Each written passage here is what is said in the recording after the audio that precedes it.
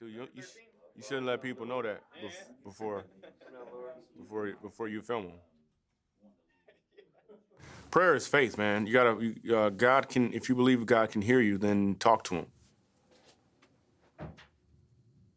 The way that I think you should talk to God is, first of all, you gotta wash your hands and stuff, and make sure you're all cleaned up, and then you gotta put on a suit, and then you put on a suit, and make sure you're really clean. You gotta cut your hair and make sure there's no hair on your face, because He don't like hair on people's face, and then you have to.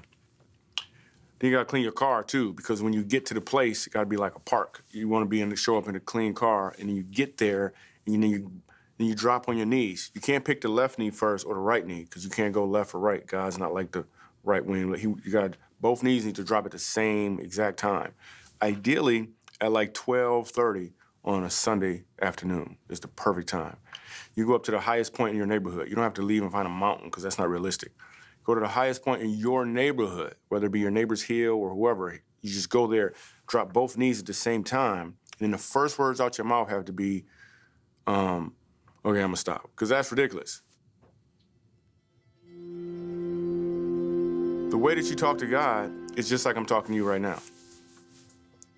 You could literally say, hey, God, what's up? Like, for real. You just talk to Him. There's not some big ceremony. There's not this big thing. There's not this big... You just talk. He knows your heart. He wants to have a conversation with you. What father, regardless to what their children have done, if their father comes to them and really needs to talk,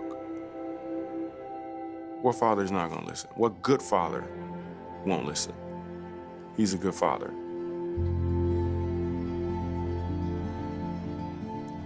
I know of prayer circles where people were brand new Christians, or they didn't know anything about God, and they're cursing in the prayer circle. Like, they're cussing in the prayer. You don't think God hear that? You think God is like, no, stop it? No, because He hears you cursing when you're not praying. He knows where you are. You just gotta He's gonna meet you exactly where you are. So whatever you wanna say to Him, you can say it. He's hearing it anyways, but you're not speaking to Him. He wants you to speak to Him. Right to Him. Prayer. This was a real struggle for me.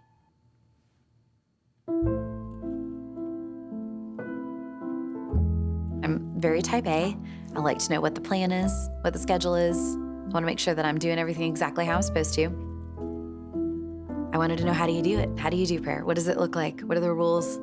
What are the steps? In my mind, it always looked like this kind of, I know it sounds silly, but I really always pictured someone sitting in a room with candles lit and music playing and like a window half open and breeze coming in. And it was just this like euphoric moment of praying and using all the right vocabulary. And I thought, do I have like a greeting? Like, do I start with a greeting and do I have a closing line? Like, how do I do this? And for a long time, I faked it. And I just sort of did what I saw other people doing because I didn't really understand it.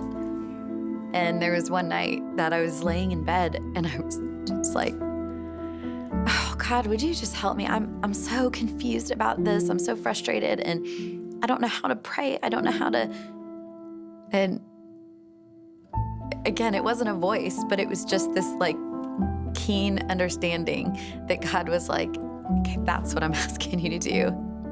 That's it. There's no formality to it. I just want you to speak to me like you would talk to anyone else.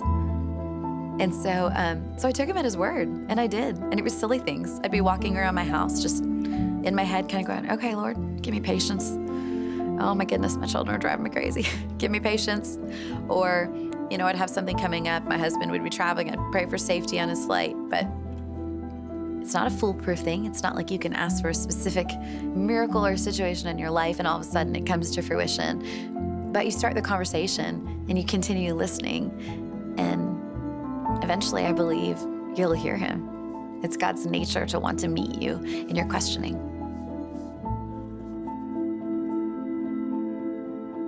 How do you talk to God?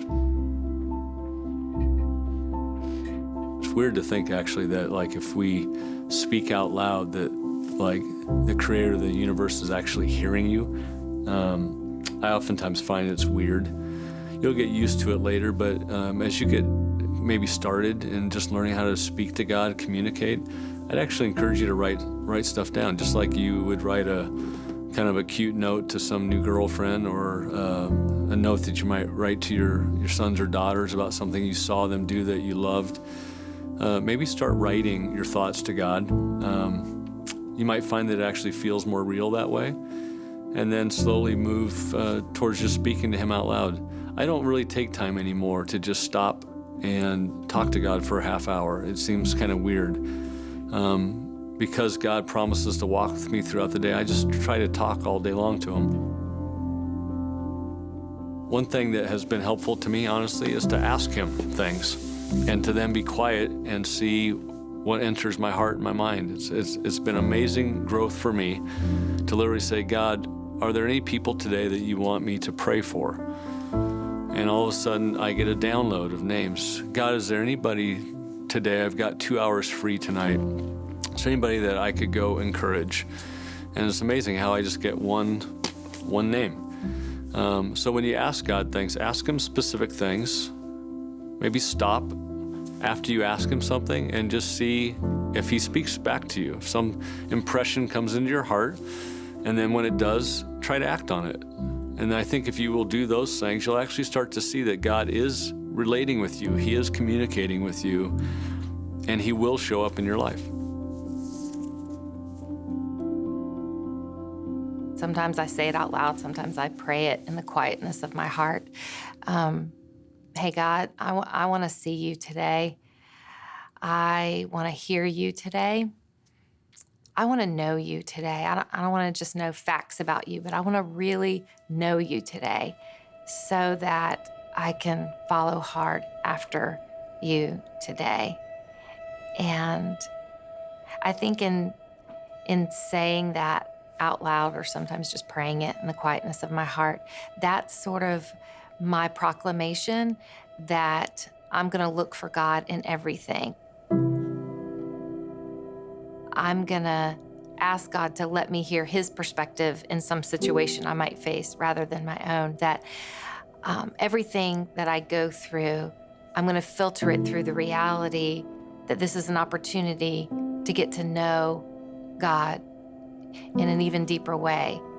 I mean, certainly through the good times, but also through the really, really hard times. I think some of the times that I've come to really understand God the most is when I'm facing something so hard that, I just think I have no wisdom in this situation. And when I press into God in that, I come to know a little bit more about who he is, because the Bible says that we can ask God for wisdom and that he'll give it to us. And when he does, especially in those hard times, we come to know him.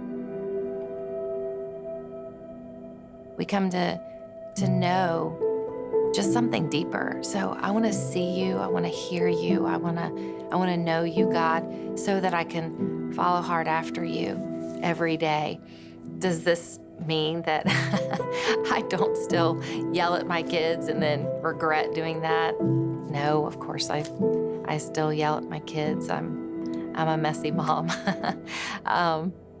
Does it mean that my husband and I suddenly all get along all perfectly? No, it doesn't mean that. Does it mean I'm always successful in all of my business adventures? No, it doesn't mean that. But it does mean that I establish that God is in control. And I acknowledge that by saying, God, I want to see you. I want to hear you. I want to know you so that I can follow hard after you every day. And it's not that my physical eyes see God's physical form. It's more like, God, I want to see evidence of your hand right here in the midst of what I'm facing every day.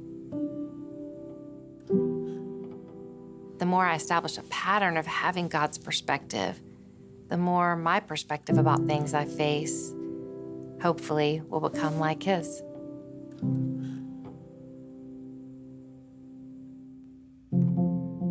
I was talking to my daughter not too long ago, and I was asking her, why do you believe in Jesus? And she said, I believe him because we read about him in the Bible, Dad. And I said, well, that's a great answer, but we read about hobbits and trolls and wizards and other things. Like, why do we believe that Jesus is real? And she thought about that. I could tell she was really, really processing that question. And then she said, Dad, do you remember when we were praying for some families and we prayed for some friends, Darcy and Kimball and their kids. And then you remember how we saw them at Home Depot, like just a few minutes later, like 15 minutes after this drive we had taken, we'd been praying about this family. And remember, Dad, how we looked at each other and we felt like that's an answer to prayer. And she said, that's why I believe in Jesus. And to me, it was this really, really cool moment, not only because like my child had faith, but because this idea of, you know, maybe there really is some sense of meaning and purpose and our human lives intersecting with what's happening in a spiritual way, in some other kind of dimension. And because our lives were being put out there to try to pray for the good of this family, that we had experienced Jesus in a personal way. That was a pretty amazing moment.